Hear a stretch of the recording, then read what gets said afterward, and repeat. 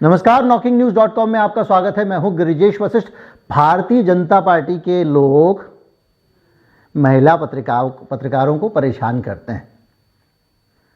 मैं नहीं कह रहा हूं, एक स्टडी आई है। स्टडी क्या आई है? एक बाकायदा रिपोर्ट आई है, एक अध्ययन हुआ है और उस अध्ययन में अंतर्राष्ट्रीय लेवल का यह अध्ययन है। ये बताया गया है कि बीजेपी के सोशल मीडिया सेल के ट्रोल्स महिलाओं का हरासमेंट करते हैं, उन्हें परेशान करते हैं, ट्विटर पे ऐसी टिप्पणियां करते हैं जो भेदभाव वाली होती हैं, जो उन्हें अपमानित करने वाली होती हैं और बेहद सस्ते और हल्के हमले उन पर करते हैं। कहां से आई है ये रिपोर्ट? इस रिपोर्ट का निचोड़ क्या है? इस रिपोर्ट की फंडिंग किसकी है? क्या ये रिपोर्ट भारत विरोधी है? क्या इसके पीछे देश के दुश्मनों का हाथ है? ये सारी चीज़ों पे डिस्कस करेंगे। कहीं मत जाइए, चैनल को सब्सक्राइब कर लीजिए। रिपोर्ट की थोड़ी सी जानकारियां भी देंगे। मैं अभी आया।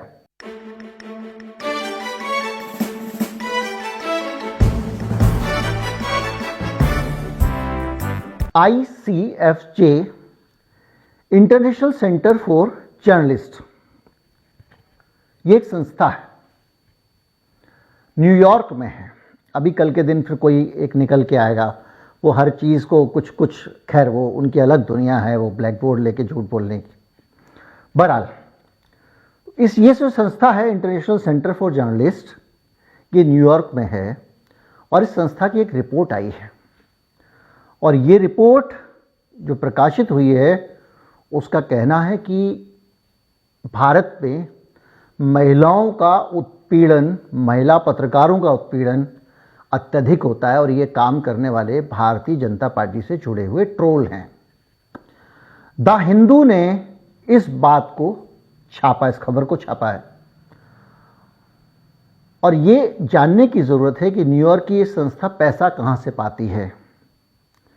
इनको पैसा मिलता है यूनेस्को से। यूनेस्को क्या है? यूनेस्को संयुक्त राष्ट्र का एक सांस्कृतिक संस्थान है जो पूरी दुनिया में अलग अलग तरह के जो सांस्कृतिक उतार चढ़ाव हैं उनसे जुड़े हुए कामकाज देखता है और वो दुनिया भर में बेहतर संस्कृति के निर्माण में योगदान भी देता है और इस तरह की स्टडीज को भी फंड करता है। यूनेस्को तो मतलब संयुक्त राष्ट्र हो गया, ऐसा समझिए। इसको सरल हिंदी में अगर कोई अखबार लिखता तो यही लिखता, संयुक्त राष्ट्र की रिपोर्ट आई है जी, सिंपल। अब इसमें ये जो रिपोर्ट आई है ICFJ की, इसने भारतीय पत्रकार राणा अयूब की प्रोफाइल छापी है। राणा अयूब को आप जानते होंगे। राणा अयूब वो पत्रकार हैं जिन्होंने एक स्टिंग ऑपरेशन किया, जिस स्टिंग ऑपरेशन में प्रधानमंत्री मोदी पर बहुत गंभीर आरोप लगाए गए थे। उसके बाद में बहुत सारी दिक्कतें, परेशानियों की बातें हुई उनके खिलाफ। उस संस्थान के खिलाफ भी बहुत सारी कार्रवाइयाँ हुई जिसमें उन्होंने किया था। और राणा अयूब अभी भी बचती बचाती ही घूमती हैं और वो हमेशा खतरे में मानी जाती हैं। उनकी रिपोर्ट के बारे में मैं बताऊंगा तो ऐसा लगेगा कि मैं उन्होंने जो आरोप लगाए थे। बहरहाल एक शब्द है साहेब। जो साहेब शब्द इस्तेमाल होता है मोदी साहब के लिए, ये शब्द उस स्टिंग ऑपरेशन में इस्तेमाल हुआ था पहली बार। उसके बाद इसको व्यंग्य के तौर पर मोदी जी के लिए इस्तेमाल होने लगा। इसमें बहुत सारे आरोप थे कि महिलाओं की जासूसी कराते हैं, ये कराते हैं, वो कराते हैं, जो भी है। बहरहाल तो वो जो रिपोर्ट है उसमें ये माना गया है कि फॉरबिडन स्टोरीज प्रोजेक्ट के साथ काम किया था उन्होंने, जो उनका प्रोजेक्ट था। और इसमें एक पड़ताल गौरी लंकेश की 2017 में बेंगलोर में जो हत्या हुई थी पत्रकार, उससे जुड़ी हुई भी है। उन सारी चीज़ों को मिलाकर इस पे ये जो रिपोर्ट आई है। और ये भी कहा जा रहा है कि केंद्र सरकार से और भारतीय जनता पार्टी से ये जो रिपोर्ट आई है इसको लेकर बाकायदा इन्होंने रिपोर्ट में उनका पक्ष शामिल करने के लिए प्रतिक्रिया मांगी थी, जो इन्होंने नहीं दी है। और ये एक रिपोर्ट कहती है कि एक केस स्टडीज इसमें कुछ शामिल की गई। ये रिपोर्ट आई है आपकी मंगलवार को और उसमें सत्तारूढ़ हिंदू राष्ट्रवादी भाजपा से स्पष्ट तौर पर जुड़े हुए ट्रोल्स की एक सेना ने, एक ट्रोल आर्मी ने जो सीधे जुड़ी हुई है सत्तारूढ़ भारतीय जनता पार्टी से ये रिपोर्ट कह रही है, मैं नहीं कह रहा हूं, अयूब को दैनिक आधार पर, मतलब रोज सुबह शाम पानी पी के खूब धमकाती थी और नियमित रूप से जान से मारने की और बलात्कार की धमकियां देती थी। इस तरह के ट्वीट हम सब देखते रहते हैं। ये विदेशियों से निकल के आ रहा है तो बड़ा लग रहा है, जैसे हिंडनबर्ग विदेशों से आया तो बड़ा लगा। हम सब रोज ही देखते हैं इस तरह की चीज़ें। ट्विटर पे चले जाइए, आपको इस तरह का चीज़ें बहुत दिखेंगी। अब हालांकि थोड़ी कम हो गई हैं। और इन धमकियों में दुष्प्रचार भी होता था, झूठी खबरें भी होती थी, झूठे आरोप भी होते थे और गंभीर रूप से ये स्त्री द्वेषी यानी एंटी वुमन कमेंट होते थे और धार्मिक कट्टरता से भरे हुए होते थे। और इसको इस संस्था की रिपोर्ट में आइडेंटिफाई किया गया है कि ये काम भारतीय जनता पार्टी से जुड़ी हुई टोल आदमी करती थी। इसके अलावा अल जजीरा की एंकर गाडा ओइस पर निशाना साधने वाले 1.3 करोड़ यानी 13 मिलियन 1 करोड़ 30 लाख से अधिक ट्वीट का एक असेसमेंट किया गया, जिसके 15 निष्कर्ष प्रकाशित किए गए इस रिपोर्ट में। इसमें कहा गया है कि पत्रकार उनके क्षेत्र के बाहर भी बहुत कुछ झेलती हैं। अब यानी मैंने एक खबर लिखी, भाई खबर पर प्रतिक्रिया कर दो। अब मेरे उसके घर पे भी, उसके पिताजी के बारे में, उसकी माताजी के बारे में, उसके स्कूल के बारे में, हर चीज़ के बारे में कमेंट, जहाँ जाए वहाँ घेर लो।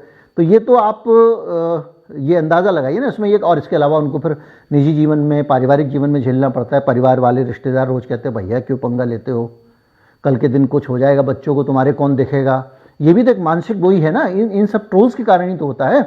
तो इसमें 2022 के अध्ययन के निष्कर्षों पर यह आधारित है। इसमें दुनिया की 850 महिला पत्रकारों के अनुभव, 850 महिला पत्रकारों के अनुभवों और ऑनलाइन हिंसा का पता लगाया गया। इस अध्ययन का नेतृत्व ग्लोबल रिसर्च के उपाध्यक्ष जूली पॉसेटी ने किया है। डिप्टी वाइस प्रेसिडेंट ने, उपाध्यक्ष नहीं है, उपाध्यक्ष। और उन्होंने इसको पूरा कंपाइल किया है। और इस रिपोर्ट पे आप देखिए, आने वाले समय में इस रिपोर्ट पे बवाल होगा, विपक्ष इसको उठाएगा, इस पर बात करेगा। और उसमें यह बताया गया कि जो इस तरह के ट्वीट करने वाले लोग होते हैं, ये 62% मामलों में निजी हमले करते हैं। खबर के मेरिट पे बात नहीं करेंगे, तू ऐसा है, तू वैसा है, तू बिका हुआ है, तेरा कैरेक्टर खराब है। जैसे अभी बाद में ये बीबीसी वाला मामला आया। बीबीसी की खबर है कि बीबीसी के दफ्तर पे इनकम टैक्स सर्च कर रहा है, उसको कुछ वहाँ पे उसके खातों में चीज़ें मिलानी है, दस्तावेज मिलानी है उसके दफ्तर में। ये तो आधिकारिक बयान है। लेकिन बीबीसी दुनिया का सबसे बकवास संगठन है। इस केस के मामले में इस बात को कहने का क्या लॉजिक है? भारतीय जनता पार्टी कह रही, उनके प्रवक्ता ने कहा। तो ये क्या होता है? सीधे अटैक। इसके बाद में अगर कोई रिपोर्ट लेके आएगा, वो जो आशुतोष हैं सत्येंद्री वाले, उन्होंने कुछ ट्वीट किया नहीं कि उसके नीचे रोज 50 लोग आके उनको काड़ू लिखते हैं। पहले तो ये अपने आप में वर्णभेदी कमेंट है, दूसरा किसी व्यक्तिगत कमेंट है। अरे भाई, वो जो बात कह रहा है उस पर जवाब दो, तुम उस पर हमला क्यों कर रहे हो? लेकिन ये व्यक्तिगत, ये भारत में तो इसको लोग समझने को तैयार ही नहीं है। लेकिन बहरहाल ये रिपोर्ट कह रही है कि 62% जो है वो निजी हमले होते हैं और जान से मारने की, बलात्कार की धमकियां, चरित्र हनन और इस्लामोफोबिया वाले डायलॉग। इस्लामोफोबिया वाले डायलॉग क्या होते हैं? इतने साल बाद आबादी ज़्यादा हो जाएगी, आपके बच्चे कम हो जाएंगे, उनके ज़्यादा हो जाएंगे, वो ज़्यादा बच्चे पैदा करते हैं, वो ये कर देंगे, ये करके देखो, ये आलोचना करके देखो, तुम्हारी गर्दन कट जाएगी। मतलब एक तरह का जो खौफ है, फोबिया है, और वो फोबिया फैलाने की कोशिश होती है। ये इस रिपोर्ट में कहा गया। भाई मैं इस रिपोर्ट को समझा रहा हूँ, मैं कुछ नहीं बोल रहा, मुझे ट्रोल मत करना है ना। और इनके कॉलम, राणा अयूब के बहुत सारे मामलों में उनके वॉशिंगटन पोस्ट वगैरह में कॉलम छपते रहते हैं। मोदी के खिलाफ बहुत बड़ा उसने स्टिंग ऑपरेशन किया था। और ट्रोल तो परेशान करते हैं। उनके खिलाफ एक मुकदमा भी चल रहा है बाकायदा, मनी लॉन्ड्रिंग का। और सुप्रीम कोर्ट में भी उन्होंने एक रिट दायर की थी, जिसमें उत्तर प्रदेश की एक खास अदालत ने ईडी के एक मामले में उनको समन किया, जिसको उन्होंने चुनौती दी है। राणा अयूब भारत में आजकल नहीं है, जान बचाती घूम रहे हैं। लेकिन ये रिपोर्ट ये बताती है कि भाई भारत में हम लोग अपनी राजनीति में बड़े स्तर में गिर गए हैं। हम लोग अपनी आलोचना को स्वीकार नहीं कर पाते, अपने विरोध को स्वीकार नहीं कर पाते। और उसको हम दुश्मनी के तौर पे देखते हैं। मैंने पर्सनल उदाहरण दिया था, मुलायम सिंह कहते हैं कि मोदी जी जो हैं वो उनके पास में कभी कोई काम लेके गया, उन्होंने मना नहीं किया। यानी नेता लोग तो ठीक चल रहे हैं, कार्यकर्ता उसको मुल्ला मुलायम बोल रहे हैं, उनको पर्सनल हमला है कि नहीं है। जो भी है, ये खबर है, मैंने आपको बता दी है, इसको थोड़ा समझाने की कोशिश की है और मेरा इसमें कोई हाथ नहीं है।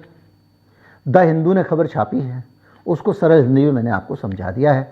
बहरहाल ये बात बहुत सही है कि पत्रकारों के लिए काम करना मुश्किल होता जा रहा है। हम एक खबर निकाल के ला रहे हैं भाई, आपको बता रहे हैं, हम कोई दुश्मनी थोड़ी कर रहे हैं। हम ना हमने उनकी भैंस खोली, ना उन्होंने हमारी भैंस खोली है।